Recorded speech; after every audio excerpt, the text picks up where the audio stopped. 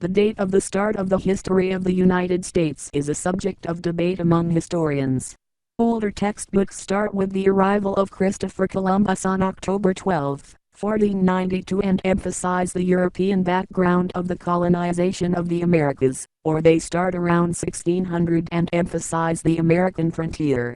In recent decades, American schools and universities typically have shifted back in time to include more on the colonial period and much more on the prehistory of the Native Americans.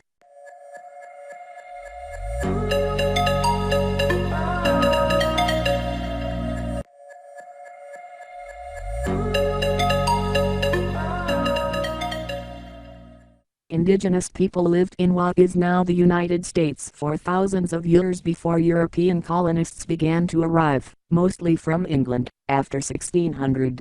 The Spanish built small settlements in Florida and the Southwest, and the French along the Mississippi River and the Gulf Coast.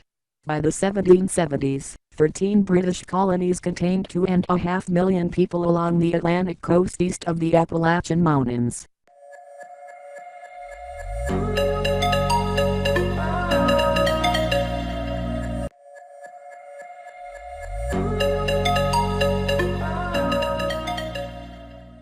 After the end of the French and Indian Wars in the 1760s, the British government imposed a series of new taxes, rejecting the colonists' argument that any new taxes had to be approved by them. See Stamp Act 1765.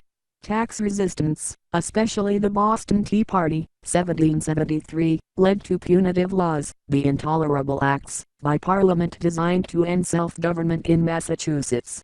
American patriots, as they called themselves, adhered to a political ideology called republicanism that emphasized civic duty, virtue, and opposition to corruption, fancy luxuries and aristocracy.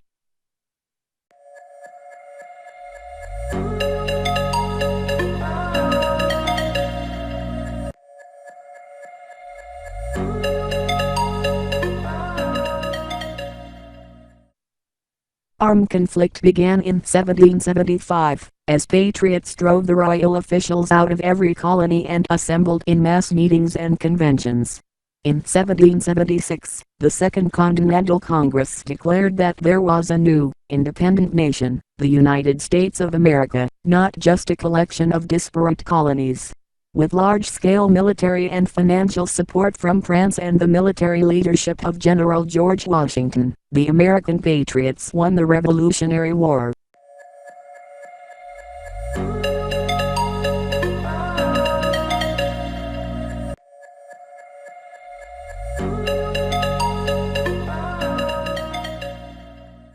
The Peace Treaty of 1783 gave the new nation the land east of the Mississippi River, except Florida and Canada. The central government established by the Articles of Confederation proved ineffectual at providing stability, as it had no authority to collect taxes and had no executive officer. Congress called a convention to meet secretly in Philadelphia in 1787. It wrote a new constitution, which was adopted in 1789. In 1791, a Bill of Rights was added to guarantee inalienable rights. With Washington as the first president and Alexander Hamilton his chief political and financial advisor, a strong central government was created. When Thomas Jefferson became president, he purchased the Louisiana Territory from France, doubling the size of the United States.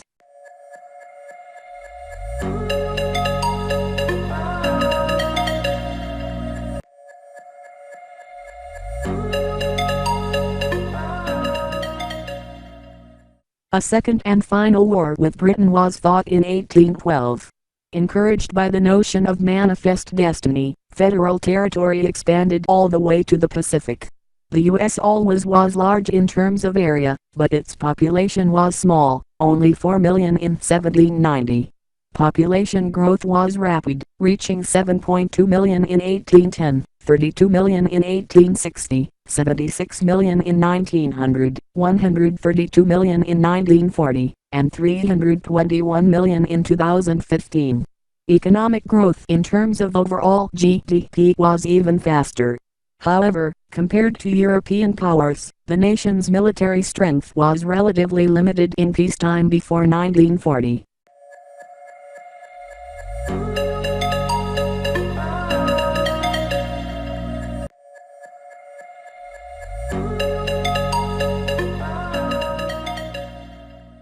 The expansion was driven by a quest for inexpensive land for yeoman farmers and slave owners. The expansion of slavery was increasingly controversial and fueled political and constitutional battles, which were resolved by compromises. Slavery was abolished in all states north of the Mason-Dixon line by 1804, but the South continued to profit off the institution, producing high-value cotton exports to feed increasing high demand in Europe. The 1860 presidential election of Republican Abraham Lincoln was on a platform of ending the expansion of slavery and putting it on a path to extinction.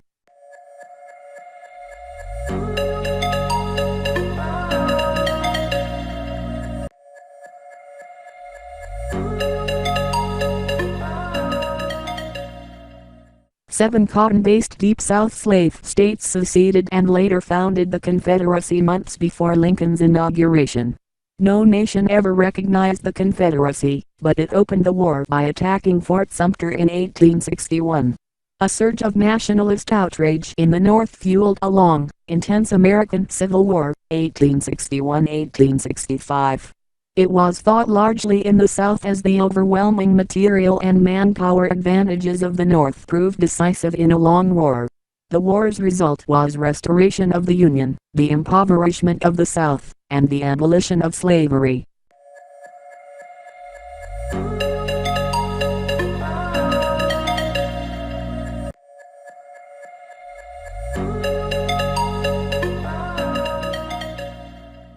In the Reconstruction era, 1863-1877, legal and voting rights were extended to the freed slave.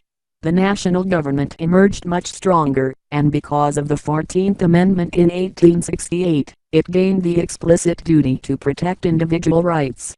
However, when white Democrats regained their power in the South during the 1870s, often by paramilitary suppression of voting, they passed Jim Crow laws to maintain white supremacy, and new disfranchising constitutions that prevented most African Americans and many poor whites from voting, a situation that continued for decades until gains of the civil rights movement in the 1960s and passage of federal legislation to enforce constitutional rights.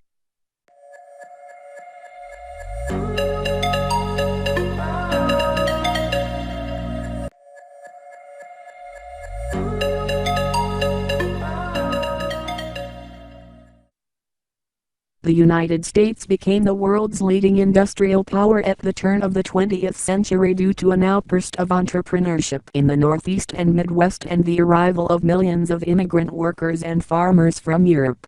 The national railroad network was completed with the work of Chinese immigrants, and large-scale mining and factories industrialized the Northeast and Midwest. Mass dissatisfaction with corruption, inefficiency and traditional politics stimulated the progressive movement from the 1890s to 1920s, which led to many social and political reforms.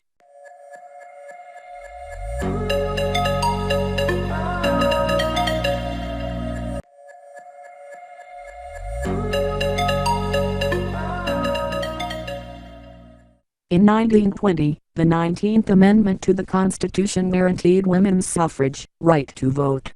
This followed the 16th and 17th Amendments in 1913, which established the first national income tax and direct election of U.S. senators to Congress. Initially neutral during World War I, the U.S. declared war on Germany in 1917 and later funded the Allied victory the following year.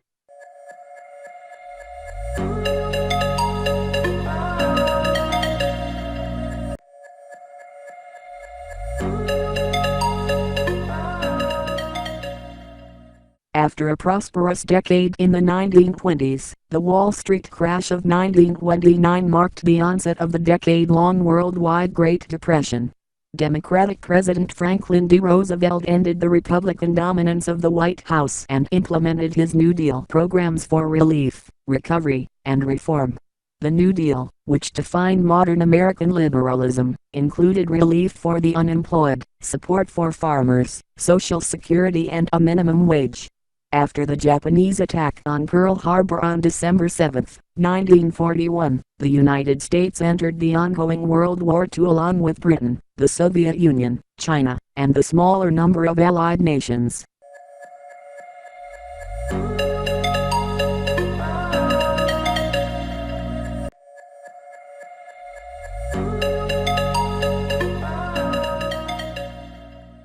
The U.S. financed the Allied war effort and helped defeat Nazi Germany in the European theater. Its involvement culminated in using the newly invented nuclear weapons on Japanese cities that helped defeat Imperial Japan in the Pacific theater. The United States and the Soviet Union emerged as rival superpowers after World War II. During the Cold War, the U.S. and the USSR confronted each other indirectly in the arms race, the space race, proxy wars, and propaganda campaigns. U.S. foreign policy during the Cold War was built around the support of Western Europe and Japan along with the policy of containment, stopping the spread of communism.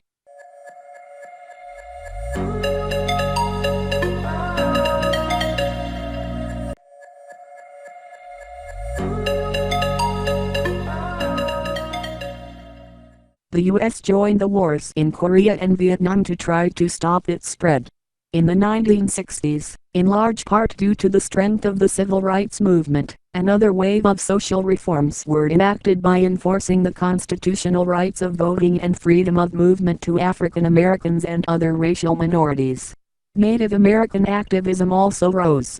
The Cold War ended when the Soviet Union officially dissolved in 1991, leaving the United States as the world's only superpower.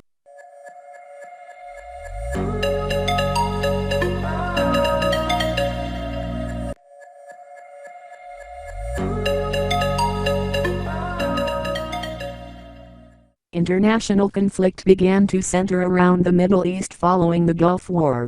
The beginning of the 21st century saw the September 11 attacks by Al-Qaeda on the United States in 2001, which was followed by U.S. invasions of Afghanistan and Iraq.